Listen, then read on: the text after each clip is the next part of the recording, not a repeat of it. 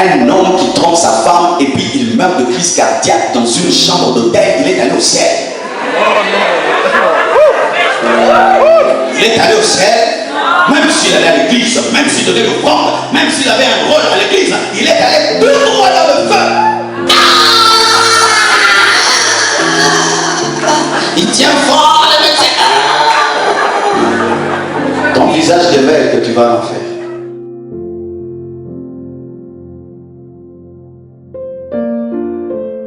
Écoutez ce que les hommes disent. Tout le monde va au ciel, car Dieu est trop bon pour jeter sa créature en enfer. On entend des gens dire cela. Tout le monde va au ciel, car Dieu est trop bon pour jeter sa créature en enfer.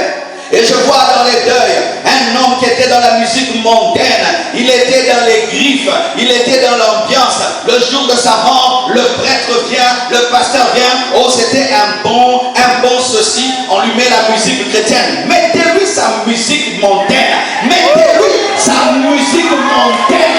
Mettez-lui sa musique mondaine. Chantez-lui les chansons qu'il aimait. Amenez-les dans son bar. Et on dit, il était bon, mais tout le monde dans le quartier sait que c'est un impunique, un adultère, et on dit qu'il va au ciel. Ce n'est pas le prêtre qui détermine que tu vas au ciel. Ce n'est pas le pasteur qui détermine que tu vas au ciel. Ce n'est pas le prêtre qui détermine que tu vas au ciel. J'appelle ça des prédications protocolaires pour ne pas déranger la famille. Moi, quand je vais dans le deuil, je dis, je ne sais pas où il est parti. Même si ça vous dérange, je ne sais pas. Je ne peux pas déterminer qu'il est allé au ciel ou en enfer. Peut-être qu'il s'est converti avant et peut-être qu'il a abandonné avant. Tout le monde ne va pas au ciel. Tout le monde ne va pas au ciel. Et je me veux dire la vérité, beaucoup de gens vont en enfer.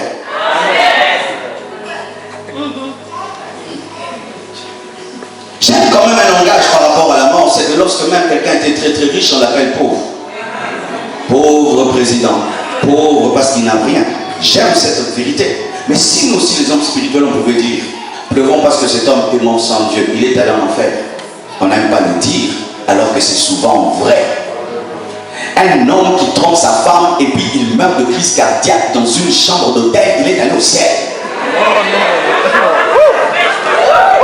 Il est allé au ciel, même s'il allait à l'église, même s'il donnait l'offrande, même s'il avait un rôle à l'église, il est allé tout droit dans le feu.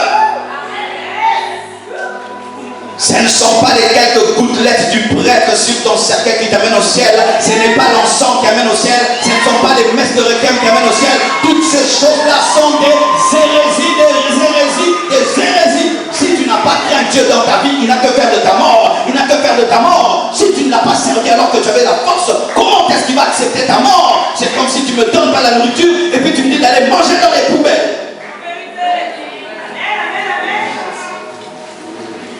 Oui, car il y a des gens qui disent, je vais pécher. Et à ma mort, un prêtre viendra, il va mettre de l'encens, et puis il va faire l'Eucharistie, et puis je me retrouverai au ciel.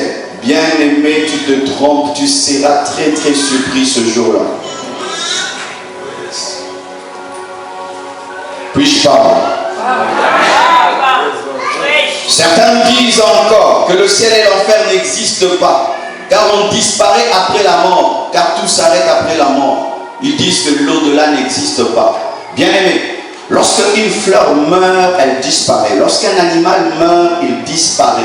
Mais quand un homme meurt, il ne disparaît pas parce que Dieu a dit, créons l'homme à notre image et à notre ressemblance. Et quand Dieu le dit, ce n'est pas seulement les yeux, le nez et les mains, c'est la dimension éternelle. C'est ce qui fait que l'homme est éternel en enfer ou au ciel et l'homme ne disparaît pas. Et la plupart du temps, les gens nous disent qu'on disparaît. Non, si tu dis que l'homme disparaît après sa mort, l'homme n'est plus créé à l'image de Dieu et tu dis que l'homme n'est pas éternel et que le souffle de Dieu n'est pas en lui, le souffle de Dieu en toi fait que tu sois éternel et il n'y a pas de disparition. Tu serais étonné, tu meurs, tu ne disparais pas, mais tu vas quelque part éternellement. L'homme ne disparaît pas, l'homme ne disparaît pas. Après la mort, une autre vie commence. Mais les hommes veulent nous dire que l'homme disparaît, l'homme ne disparaît pas. Bien aimé, essaie de mourir aujourd'hui, tu ne disparaîtras pas. Essaie seulement aujourd'hui de mourir, tu ne disparaîtras pas.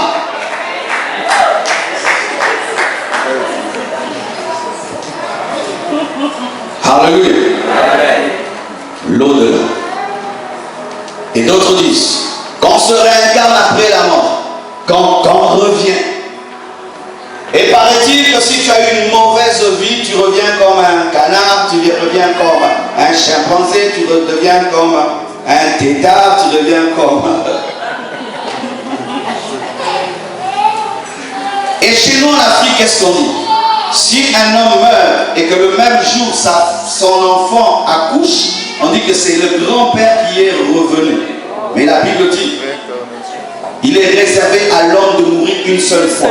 L'homme ne naît pas deux fois. Tu n'as pas deux vies. Il n'y a pas de brillant. Si tu ne prends pas au sérieux cette vie, il n'y a pas une autre vie. Bien aimé, il n'y a pas d'autre vie. Tu ne reviendras plus. Tu ne reviendras pas. Car s'il faut que tu reviennes, il faut que Jésus-Christ meure pour chacune de tes vies. Et ainsi qu'il y ait une croix pour chaque vie que tu auras. Et donc Jésus ne va pas mourir une seule fois, mais 10 fois, 1000 fois, jusqu'à ce que tu cesses de revenir. Vous ne reviendrez pas. Et je voudrais dire à toutes les personnes qui ont déjà atteint 60 ans, faites très attention. Vous allez mourir bientôt. Est-ce que dans votre famille, il y a quelqu'un de 120 ans? La plupart meurent à quel âge? 40, 45. Mais tu es proche de la mort. Et vous avez peur que je vous dise? Mais c'est la vérité. Mais c'est la vérité. J'aime un peu la sincérité des païens. Un païen, lorsqu'il joue au football, il atteint 40 ans, il dit j'ai vieilli. Il comprend qu'il n'a plus la même force, il n'a plus le même gène. Car après un certain temps, les gènes se renouvellent en se détériorant. C'est pourquoi il y a la calvitie. C'est pourquoi il y a des rides. Tes rides révèlent que tu vas mourir bientôt. Tes cheveux blancs révèlent que tu vas mourir bientôt. Moi déjà ça commence là-dedans. Moi je ne suis pas né comme ça. Donc je reconnais le pouvoir de la mort parce que la Bible dit tu mourras si tu manges. Et l'Église devrait entendre cela alors que Jésus a parlé de sa mort. Vous n'avez pas de vie. Et chaque fois que vous reportez à demain votre repentance, chaque fois que vous reportez à demain votre repentance et vous vous permettez d'avoir une vie chrétienne médiocre, vous ne comprenez pas qu'il n'y a pas de brillant. Vous ne reviendrez plus. Ce sera trop tard. Une seule vie tu as, pas deux.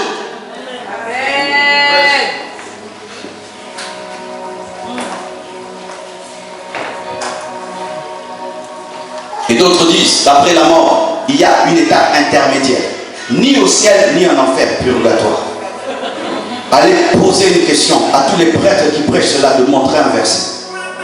La Bible nous dit que lorsque l'homme riche est mort, il s'est retrouvé dans le feu. Et lorsque Lazare est mort, il s'est retrouvé dans le sein d'Abraham. Il n'y avait pas une étape intermédiaire. Lorsqu'on meurt, on ne va pas dans le purgatoire. Il n'y a pas de neutralité parce que dans ta vie, tu n'étais pas neutre. Comment est-ce que tu vas aller dans la neutralité alors que tu n'étais pas neutre? Aucun de nous ici est neutre. Certains sont des pécheurs, déguisés en chrétiens, et d'autres sont des vrais chrétiens, n'est-ce pas? Tu n'as jamais été neutre. Comment est-ce que tu vas mourir et tu te retrouves dans la neutralité? Péchant et payant les prêtres qui prient beaucoup pour nous, et puis dans l'éternité, tu te retrouves au ciel. Quelle escroquerie! Le purgatoire n'existe pas. Tous ceux qui croient au purgatoire seront surpris de se retrouver clairement dans un endroit. Parce que toute leur vie, ils ont été clairs, ils n'ont jamais été flous. Tu ne vas jamais te retrouver dans un endroit flou alors que ta vie était claire. Vous péchez clairement, vous mentez clairement, vous êtes orgueilleux clairement, vous êtes rancunier clairement, impudique clairement, sorcier clairement.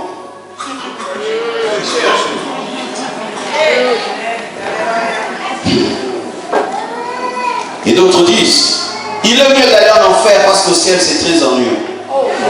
C'est pourquoi j'aime le culte d'aujourd'hui.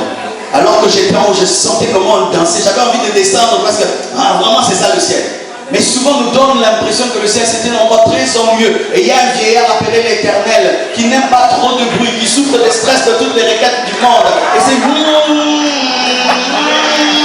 et les anges marchent sur leur poing de peur de réveiller Dieu. Un vieillard, tout est ennuyant. Non, le ciel c'est la fête des fêtes. Le ciel c'est la fête des fêtes. Le ciel c'est la fête des fêtes. Il n'y a pas une fête qui dépasse le ciel. Le ciel c'est la fête des fêtes. Nous serons servis par des anges. Une nourriture préparée par les anges. Une salle qui est plus que climatisée. Nous allons marcher sur l'or, sur le diamant. Et tu vas me dire qu'il faut aller en enfer au lieu d'aller au ciel. Alléluia. Et vous dites que c'est mieux d'aller en enfer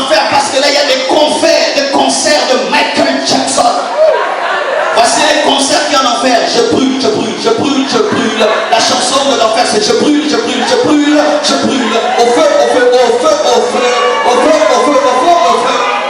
Mais au ciel, c'est saint, saint, saint, et l'éternel. Saint, saint, saint, et l'éternel. Saint, saint, saint, et l'éternel. Saint, saint, saint, et l'éternel. Oui, il y a des gens qui ne veulent pas aller au ciel parce qu'on leur a dit que le ciel ennuie. As-tu déjà participé à une fête organisée dans ce monde, mais tu n'as pas envie de rentrer à la maison? Qui déjà? À moi. Tu sens que tu rentres à la maison, tu n'arrives plus à manger, c'est que tu ne supportes plus ta maison. Et j'aimerais vous dire que le ciel, c'est plus que cette fête-là. Et ce n'est pas un jour, ce n'est pas 2 jours, ce n'est pas 3 jours, ce n'est pas 4 jours, ce n'est pas 100 jours, ce n'est pas 1000 jours, ni 10 000, ni 1 milliard, c'est l'éternité. Il n'y a pas de jour, il n'y a pas de nuit, il n'y a pas de matin, il n'y a pas de soir. C'est ce que Dieu te réserve. Alléluia. Amen. Quand je me suis converti et que Dieu m'avait tellement enseigné ces choses, j'ai commencé à désirer la mort. Et un jour, alors qu'il y avait une petite guerre dans mon pays, et j'ai refusé de quitter la fenêtre, je voulais qu'une balle perdue m'altère pour que j'aille au ciel. Et on disait, Marcelo, quitte la fenêtre. J'ai dit, oui, Seigneur, une balle perdue. Parce que si je me tue, je me suicide, les suicidaires ne vont pas au ciel. Mais si une balle perdue m'atteint, je veux voir Jésus-Christ. Mais aujourd'hui, les chrétiens ont peur de mourir. Ils meurent en criant. Un chrétien.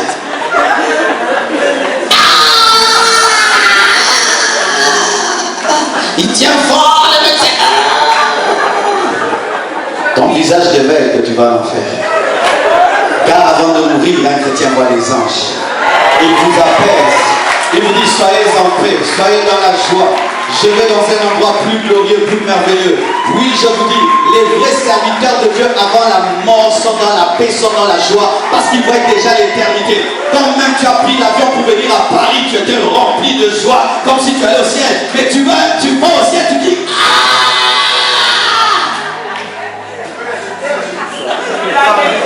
certains cadavres, il faut même les fermer les yeux et la bouche. Un chrétien, il meurt, il faut lui fermer la bouche et les yeux. Tu ne craignais pas Dieu. Tu ne vivais pas dans la présence de Dieu.